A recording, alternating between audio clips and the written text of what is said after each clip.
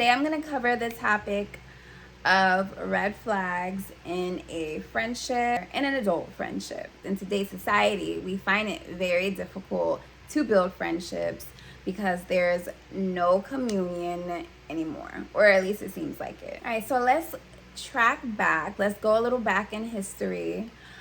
So back in the days, there would be this communion or this sort of connection to your community to where you can go to the neighbor's house and you can get oranges. You can go to this neighbor's house and you can get eggs.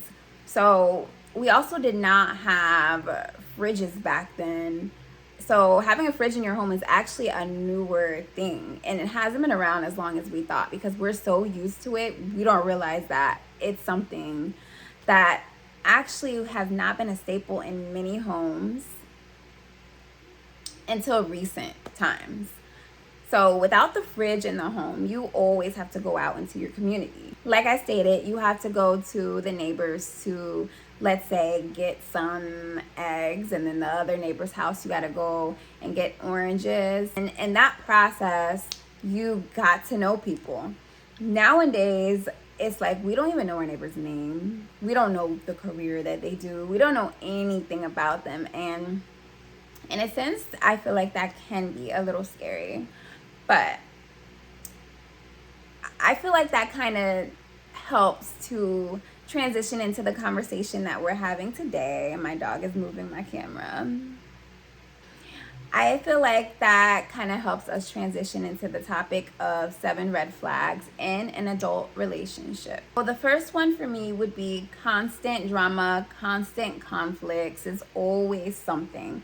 Like, I can never just go out. You can never have fun. You can never just chill.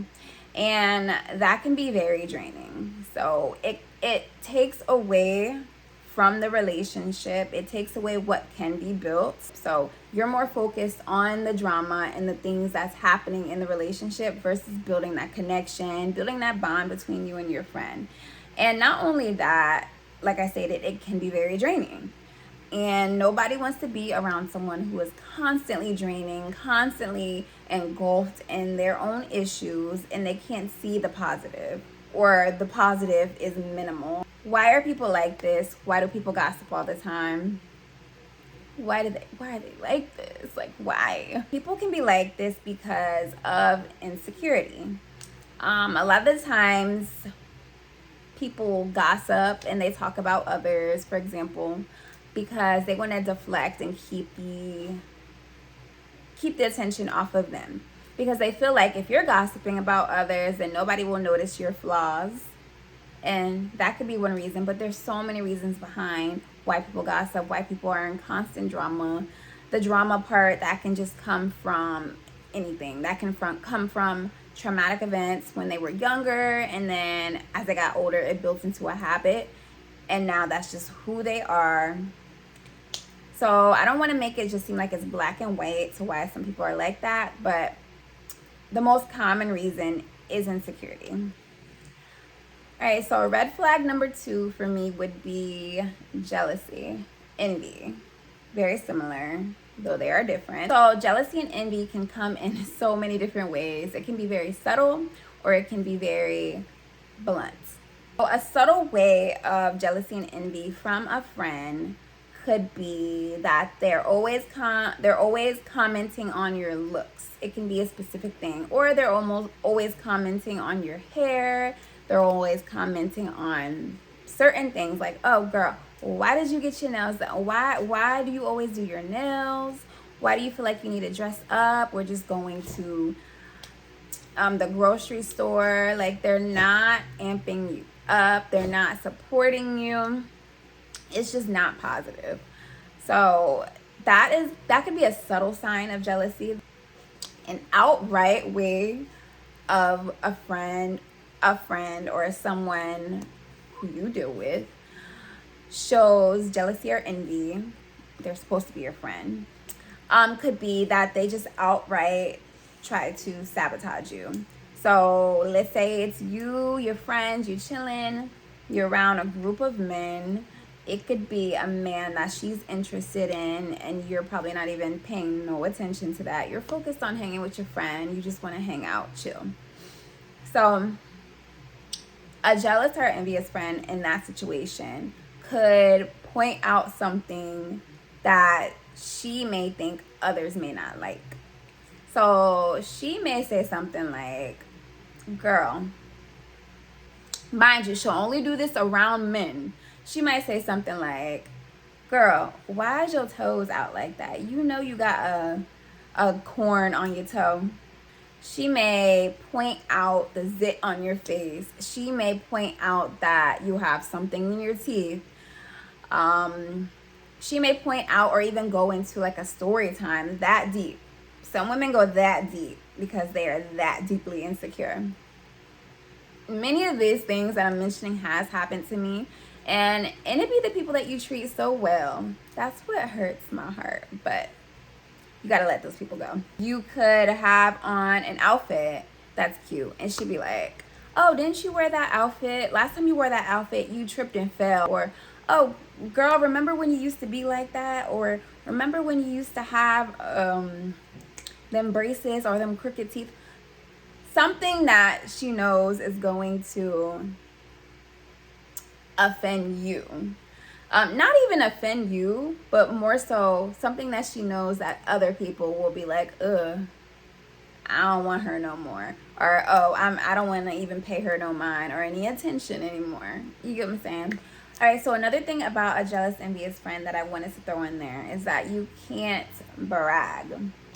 By brag, I mean you're just sharing your accomplishments. You're not really bragging.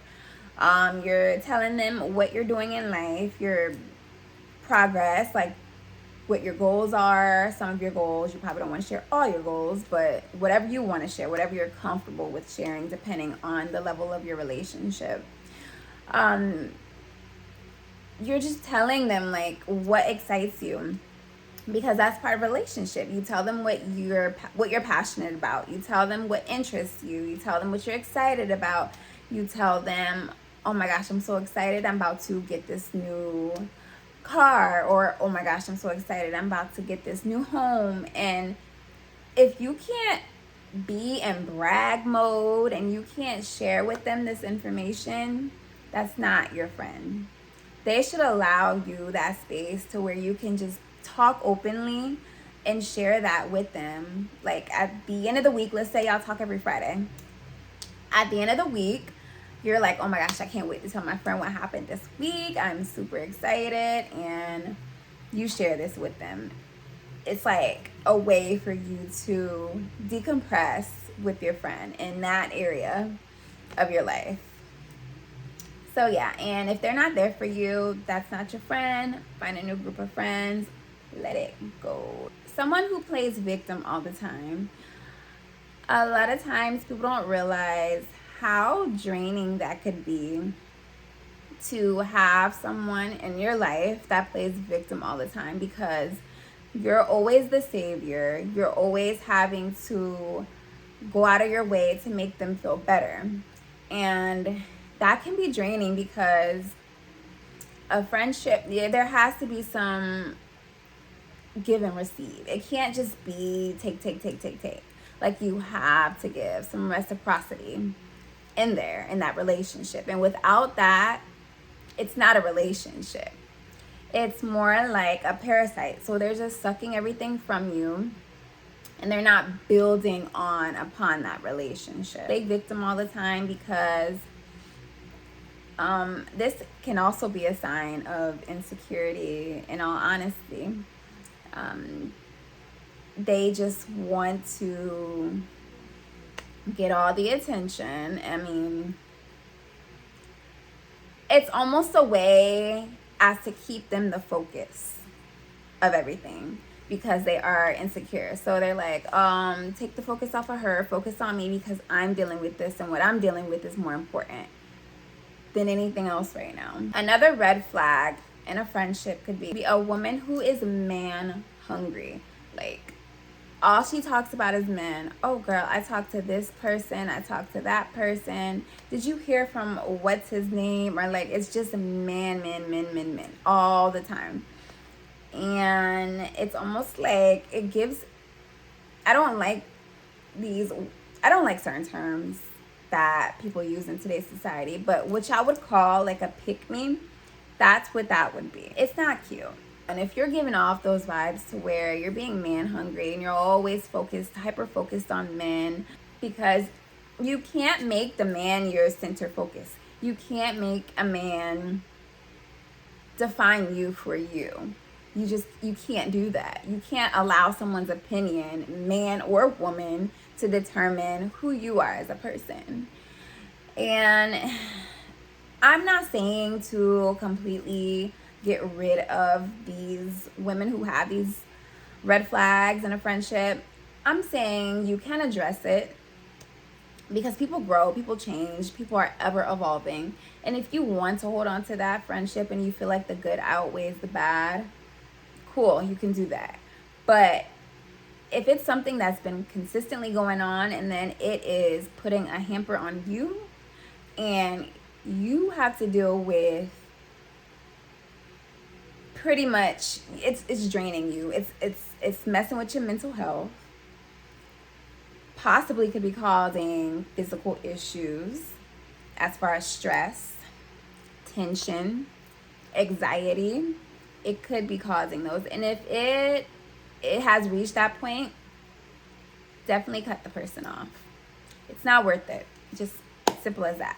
Like, it can be difficult for some people. For me, it's not hard for me to cut someone off. You tell me you don't want no dealings with me, okay, bye. A woman who is sure in herself, she doesn't need other people to build her up. She's gonna be good regardless, with or without that person in their life. And I'm not saying I'm like some cold-hearted person. Somebody hurts me, I'm gonna cry, and the next day I'm a brand new person, because I like to forgive quickly, if that makes sense. And I like to forgive quickly, not only for the other person, but for me.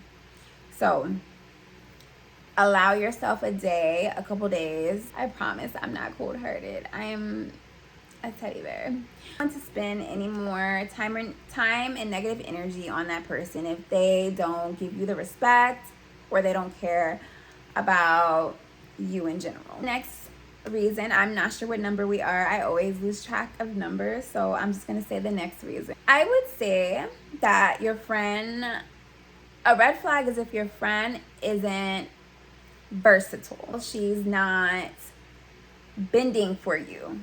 For example, you have a friend that likes to go clubbing all the time. I don't go to the club no more, but when I used to.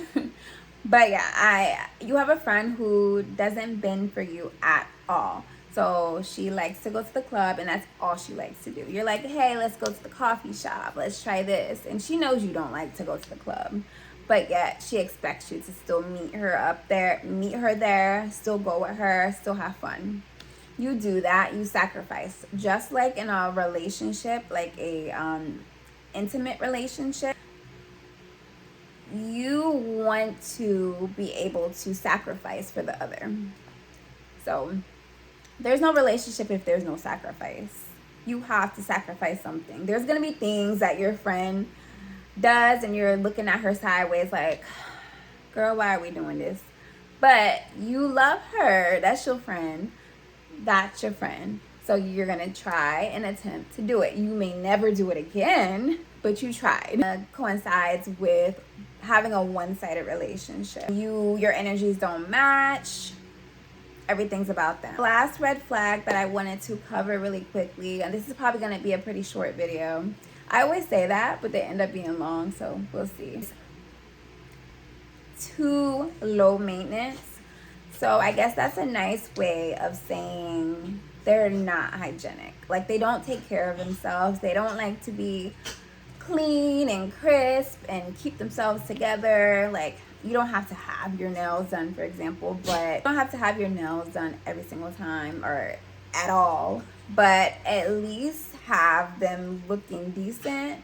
You don't have to have like designer outfits, but at least look clean, put together, smell good.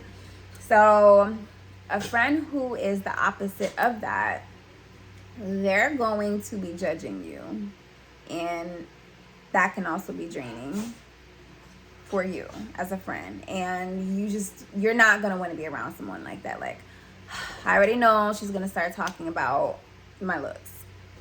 I already know she's going to be talking about, like, why are you dressed up for this? I already know. And your energy is going to be low because of that. So definitely avoid being around friends like that, because I mean, they could be dealing with something. Like I said, this isn't black and white. It can be some gray in there. But 9 times out of 10, it's insecurity. They are just finding a way to have you dumb yourself down to make them feel better in most cases. That was my last tip for red flags in a friendship. So I'm gonna share really quick 3 ways or 3 things that a good friend should have. So a good friend should align with your character. So they should have similar interests. And by that, I don't mean like you like to go scuba diving, so do they. That's not what I mean. Character traits. So you both should be ambitious. You can strive towards some similar goals. It don't have to be the same exact goals, but that same behind it, for lack of a better term. For example, if you go to a book club, you want to have a friend that is okay with going to the book club. She's not like, oh girl, I'm not doing that. Like, just completely against it. And there may be some things that your friend may be against, but that's okay. As long as you can find something in a certain area to where y'all can connect, that's fine. So y'all ain't gotta be twinsies. You don't have to be like that. But my dog is very busy right now. Are you done? Ah. So yeah, having certain things that you can bond with is just amazing. Whether it be fashion, whether it be like a particular show that y'all like to watch, it can be traveling, it could be food, like y'all can be foodies.